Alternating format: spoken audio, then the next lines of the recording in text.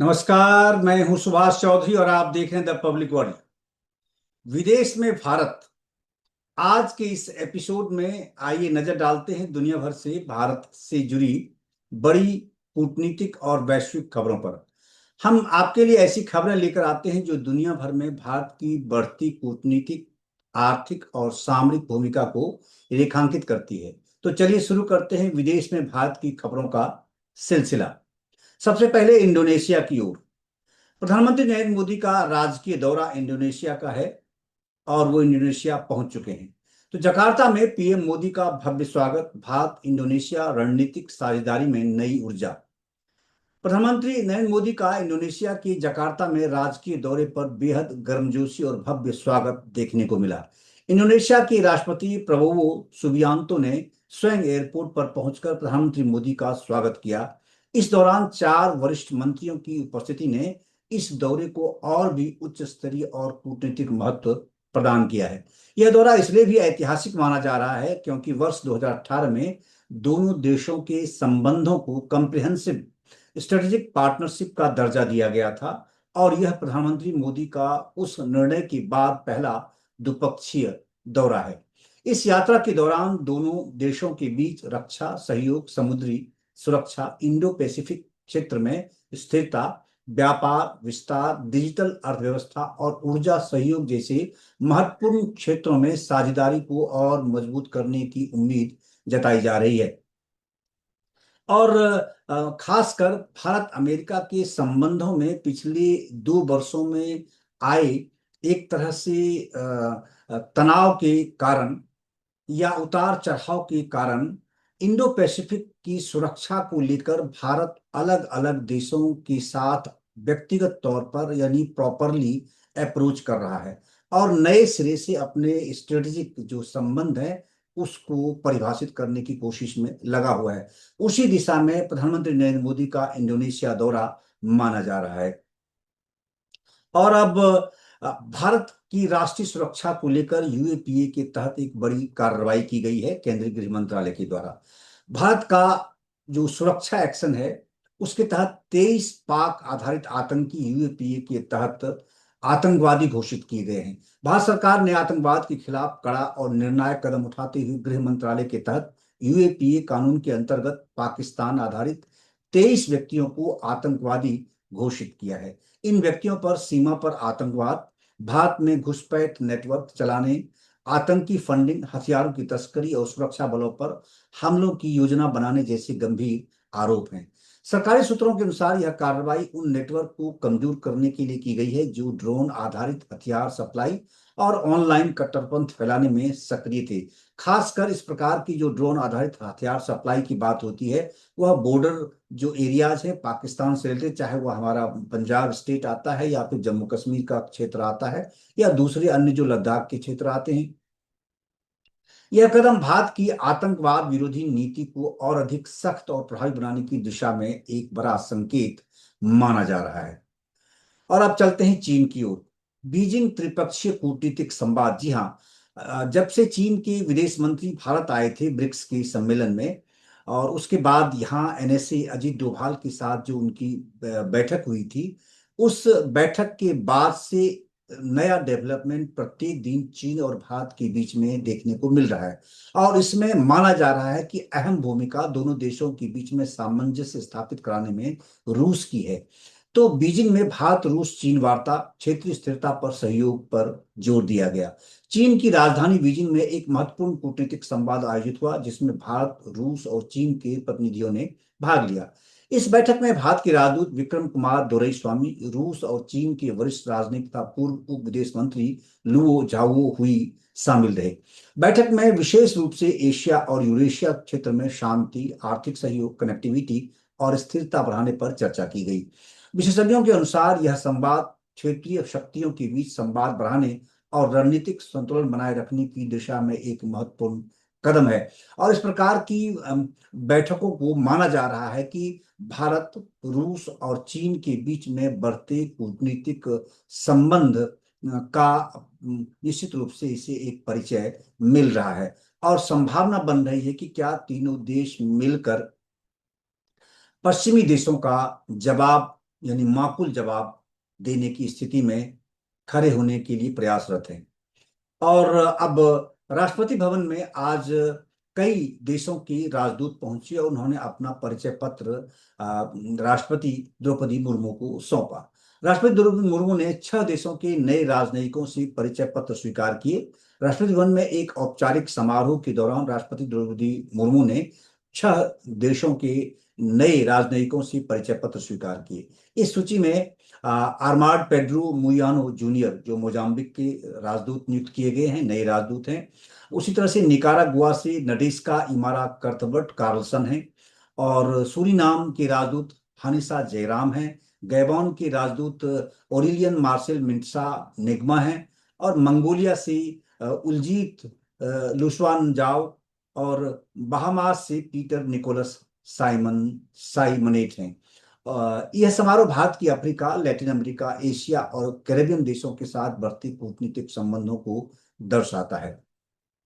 और अब चलते हैं फ्रांस की ओर, जहां भारत की वित्त मंत्री, corporate affairs minister Nirmala Sitharaman दौरे पर हैं।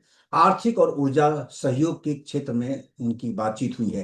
फ्रांस में भारत की आर्थिक कूटनीति, मजबूत एयर लिक्विड और आईटीईआर पर अहम बातचीत हुई है। फ्रांस के पेरिस में वित्त मंत्री निर्मला सीतारमण ने एयर लिक्विड ग्रुप की एमिली मोरेन रेनवार्ड से महत्वपूर्ण बैठक की, और इस बैठक में सेमीकंडक्टर, स्टील निर्माण, स्वास्थ्य सेवाओं और ऊर्जा संक्रमण जैसे क्षेत्रों में सहयोग बढ़ाने पर चर्चा हुई। इसके बाद वित्त मंत्री ने फ्रांस के कैडरेक स्थित आईटीआर प्रोजेक्ट का दौरा किया, जो दुनिया की सबसे महत्वाकांक्षी फ्यूजन ऊर्जा परियोजना है। यह परियोजना भविष्य की स्वच्छ, सुरक्षित और लगभग असीमित ऊर्जा स्रोत विकसित करने की दिशा में एक वैश्विक प्रयास है, जिसमें भारत भी महत्वपूर्ण साझेदार है। और अब भारत और रूस के बीच में बढ़ते आर्थिक सहयोग की चर्चा। भारत रूस निवेश साझेदारी में नई गति मिली है, देखने को मिली है, और 30 नए प्रोजेक्ट पर दोनों देशों के बीच में काम करने के लिए सहमति बनी है। भारत और रूस के बीच आर्थिक सहयोग को नई दिशा देते हुए दोनों देशों ने 30 नए निवेश प्रोजेक्ट्स पर सहमति व्यक्त की है। इन परियोजनाओं का उद्देश्य ऊर्जा, उद्योग, तकनीक और बुनियादी ढांचे के क्षेत्र में सहयोग को बढ़ाना है।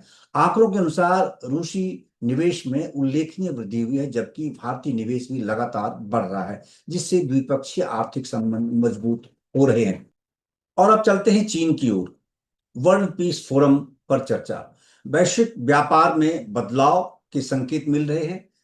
बड़ी तेज गति से सुरक्षा और रणनीति बन रही नई प्राथमिकता। बीजिंग में आयोजित वर्ल्ड पीस फोरम में भारत के राजदूत वी दोरईस्वामी ने वैश्विक व्यापार व्यवस्था पर महत्वपूर्ण विचार रखे। उन्होंने कहा कि आज वैश्विक व्यापार केवल दक्षता और लागत पर आधारित नहीं रह गया है, बल्कि अब यह सुरक्षा, तकनीकी नियंत्रण, आपूर्ति श्रृंखला और रणनीतिक हितों पर केंद्रित होता जा रहा है। और पिछले लगभग 2-3 सप्ताह से भारत के राजदूत जो चीन में हैं, दोरईस्वामी, लगातार अलग अलग फोरम पर जाकर भारत की बात मजबूती से रख रहे हैं। वहाँ के सामाजिक संगठनों से, राजनीतिक संगठनों से और कूटनीतिक क्षेत्र में मजबूत पकड़ रखने वाले हस्तियों के साथ व्यक्तिगत मुलाकातें हो रही हैं। बैठकों का दौर लगातार जारी है, जिसके परिणाम हो सकता है कि आने वाले कुछ समय में देखने को मिले। और मैं पहले भी आपको बता चुका हूं कि ये जो डेवलपमेंट चीन में देखने को मिल रहा है, वो चीन के विदेश मंत्री जब भारत आए थे और यहाँ एनएसए अजीत डोभाल के साथ जब उनकी बैठक हुई थी, चर्चा हुई थी, और फिर दोनों ही देशों की ओर से रीड आउट जारी किए गए थे व्यावसायिक संबंधों को आगे बढ़ाने के लिए, और जो सीमा विवाद है उसको थोड़े समय के लिए परे यानी अलग रखने की दृष्टि से। उसके बाद से ये लगातार बहुत तेज गति से डेवलपमेंट देखा जा रहा है कि भारत के राजदूत जो चीन में हैं, लगातार चीन के अलग अलग फोरम पर जाकर अपनी बातें रख रहे हैं और दोनों देशों के बीच में संबंधों को सामान्य बनाने और खास करके कूटनीतिक और व्यावसायिक संबंधों को मजबूती प्रदान करने की दिशा में वो प्रयासरत दिख रहे हैं। और अब यूनाइटेड किंगडम की ओर भारत शैक्षणिक सहयोग। भारत यूके शिक्षा साझेदारी मजबूत। लंदन में उच्च स्तरीय अकादमिक बैठक की गई।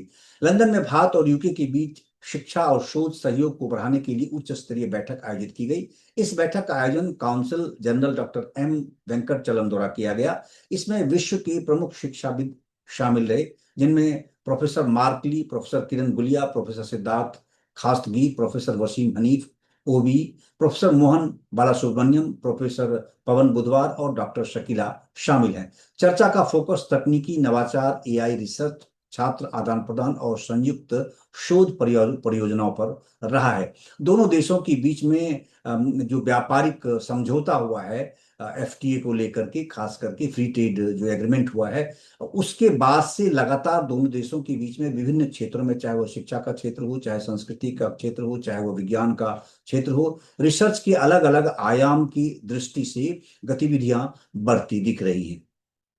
और अब मिस्र से खबर। भारत का औद्योगिक विस्तार मिस्र में भारत का औद्योगिक प्रभाव बढ़ रहा है। बिरला कार्बन प्लांट का निरीक्षण किया भारत के राजदूत ने। मिस्र के अलेक्जेंड्रिया में भारतीय राजदूत एस के रेड्डी ने बिरला कार्बन मैन्युफैक्चरिंग यूनिट का दौरा किया।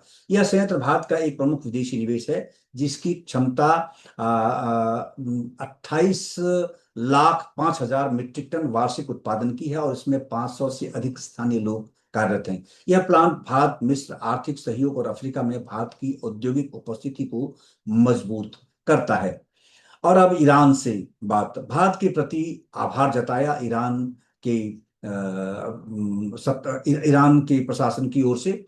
ईरान ने भारत को धन्यवाद दिया। ऐतिहासिक और सांस्कृतिक संबंधों की सराहना की गई। ईरान की दूतावास ने भारत के प्रति गहरा आभार व्यक्त किया, जिसमें कहा गया है कि भारत ने अयातुल्ला अली खमेनी के स्मृति समारोह में भाग लेकर एक महत्वपूर्ण कूटनीतिक और मानवीय संदेश दिया है। दूतावास ने कहा है कि भारतीय प्रतिनिधियों, सांसदों, विद्वानों और विभिन्न धर्मों के नेताओं की उपस्थिति ने यह स्पष्ट किया कि भारत और ईरान के संबंध केवल राजनीतिक नहीं, बल्कि गहरे सांस्कृतिक, ऐतिहासिक और सभ्यतागत आधार पर जुड़े हुए हैं। ईरान ने इस कदम को दोनों देशों के बीच आपसी सम्मान और विश्वास का प्रतीक बताया और कहा कि यह भावना भविष्य में द्विपक्षीय संबंधों को और मजबूत करने की दिशा में एक महत्वपूर्ण आधार बनेगी। विशेषज्ञों के अनुसार यह संदेश ऐसे समय आया है जब पश्चिम एशिया में भू राजनीतिक परिस्थितियां तेजी से बदल रही हैं और भारत की संतुलित कूटनीति की भूमिका और भी महत्वपूर्ण होती जा रही है। और अब चलते हैं सऊदी अरब की ओर। भारतीय दूतावास वहां भी सक्रिय है। रियाद में भारतीय दूतावास का सम्मान समारोह आयोजित किया गया। डॉक्टर अनवर खुर्शीद को भावभीनी विदाई दी गई। सऊदी अरब की राजधानी रियाद में भारतीय दूतावास द्वारा एक सम्मान समारोह का आयोजन किया गया, जिसमें डॉक्टर अनवर खुर्शीद को भावभीनी विदाई दी गई। कार्यक्रम में भारतीय राजदूत डॉक्टर सुहेल खान सहित दूतावास के वरिष्ठ अधिकारी उपस्थित रहे। इस अवसर पर डॉक्टर खुर्शीद के लंबे समय से किए गए योगदान को विशेष रूप से याद किया गया। बताया गया कि डॉक्टर खुर्शीद ने भारतीय प्रवासी समुदाय की कल्याण, सामाजिक सेवाओं और भारत सऊदी अरब संबंधों को मजबूत करने में लगातार सक्रिय भूमिका निभाई है। राजदूत ने कहा कि उनके प्रयासों ने न केवल भारतीय समुदाय को एकजुट किया, बल्कि सऊदी अरब के साथ लोगों के बीच संबंधों को भी नई मजबूती दी है। और अब एक खबर बांग्लादेश से, जहां से भारत के संबंध लगातार, कई बार इस प्रकार के कयास लगाए जाते हैं कि भारत और बांग्लादेश के बीच में संबंध ठीक नहीं चल रहे हैं, क्योंकि अभी हाल ही में बांग्लादेश के प्रधानमंत्री ने चीन का दौरा किया, तब इस पर और भी कयासबाजी तेज हो गई थी। लेकिन कुछ और चीजें देखने को मिल रही हैं कि अभी कुछ ही समय पहले बांग्लादेश में भारत का जब दूतावास ओपन किया गया और वहाँ जो वीजा की जो व्यवस्थाएं हैं उसको खोलने की बात की गई, निर्णय लिया गया, तो भारी भीड़ वहाँ देखने को मिली। दूसरी तरफ जो सांस्कृतिक आदान प्रदान है दोनों देशों के बीच में, शैक्षणिक आदान प्रदान है, वह भी अब जारी है। ढाका विश्वविद्यालय प्रतिनिधिमंडल ने दिल्ली में भारतीय संस्कृति और विरासत का अनुभव किया। ढाका विश्वविद्यालय के 25 सदस्यीय प्रतिनिधिमंडल ने दिल्ली में आयोजित लाइट एंड द लोटस प्रदर्शनी का दौरा किया। इस दौरे का आयोजन भारतीय सांस्कृतिक संबंध परिषद आईसीसीआर और उच्चायोग ढाका के सहयोग से किया गया था।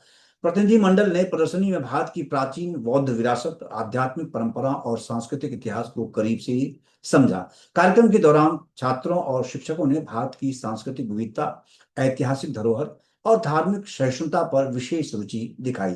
विशेषज्ञों का मानना है कि ऐसे सांस्कृतिक आदान प्रदान दोनों देशों के बीच लोगों से लोगों के संबंधों को और मजबूत करते हैं तथा शैक्षणिक सहयोग को नई दिशा देते हैं। और अब भारत के दोस्त देश सिंगापुर की ओर। भारतीय नौसेना ने वहां श्रद्धांजलि दी। सिंगापुर में भारतीय नौसेना ने करंजी वार मेमोरियल पर शहीदों को श्रद्धांजलि दी है। सिंगापुर की आधिकारिक यात्रा पर गई भारतीय नौसेना के ईस्टर्न फ्लीट ने ऐतिहासिक करंजी वार मेमोरियल पर जाकर शहीदों को श्रद्धांजलि अर्पित की। इस अवसर पर रियर एडमिरल आलोक आनंद, FOCEF और अन्य वरिष्ठ नौसेना अधिकारी मौजूद रहे। यह श्रद्धांजलि समारोह उन सैनिकों को समर्पित था जिन्होंने स्वतंत्रता, शांति और साझा मूल्यों की रक्षा के लिए अपने प्राणों की आहुति दी थी। इसके साथ ही भारतीय नौसेना और सिंगापुर नौसेना के बीच समुद्री सहयोग, सुरक्षा साझेदारी और संयुक्त अभ्यासों पर भी चर्चा की गई। यह दौरा दोनों देशों के बीच इंडो पैसिफिक क्षेत्र में स्थिरता और समुद्री सुरक्षा सहयोग को और मजबूत करता है। अब एक और खबर फिर चीन से। वैश्विक अर्थव्यवस्था को लेकर बड़ा बदलाव देखने को मिल रहा है। मैं पहले भी आपको बता चुका हूं, वैश्विक व्यापार में बड़ा बदलाव, सुरक्षा, तकनीक और रणनीति बनी नई आर्थिक दिशा। चीन में भारत के राजदूत वी दुरईस्वामी ने वैश्विक अर्थव्यवस्था पर महत्वपूर्ण टिप्पणी करते हुए कहा कि आज का अंतर्राष्ट्रीय व्यापार ढांचा तेजी से बदल रहा है। उन्होंने कहा कि पहले जहां वैश्विक व्यापार मुख्य रूप से लागत और दक्षता पर आधारित था, वहीं अब यह सुरक्षा, तकनीकी नियंत्रण, आपूर्ति श्रृंखला की स्थिरता और राष्ट्रीय रणनीतिक हितों पर केंद्रित हो गया है। उन्होंने यह भी कहा कि डिजिटल तकनीक, फाइनेंशियल सिस्टम और एक्सपोर्ट कंट्रोल जैसी तत्व अब वैश्विक अर्थव्यवस्था का अहम हिस्सा बन चुके हैं।